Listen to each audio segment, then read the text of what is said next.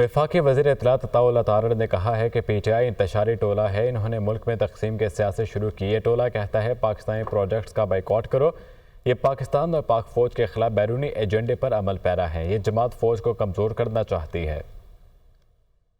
आपकी पार्टी इंतशार का शिकार है, तकसीम का शिकार है, और पार्टी के अंदर जो मामला चल रहे हैं, आपस में लड़ाइयाँ, इख्तलाफात, तकसीम, नफरत, वो टक्कर के लोग, थक्कड़ से लोग भी नहीं निकले। अब ये जो टोला है ये आजकल कह रहा है जी पाकिस्तानी प्रोडक्ट्स का बॉयकॉट करो।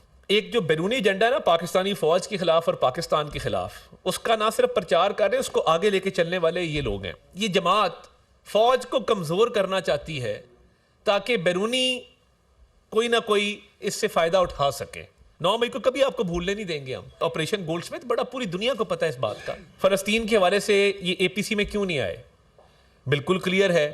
इनको मना किया गया था गोल्डस्मिथ्स की तरफ से, इन्होंने नहीं जाना, उसके अंदर ये नहीं गए। बात ये है कि ये सहाफ़ियों के साथ ये ऑनलाइन हरासमेंट या उनको अटैक करने के हवाले से जो इंसेंटिव दिया जा रहा है तहरीक इंसाफ की तरफ से, PFUJ ने उसकी मजम्मत की है और वजारत दाखिला के साथ मिल के भरपूर कार्रवाई जो है वो अमल में लाई जाएगी और आपके सामने वो चेहरे लेके आएंगे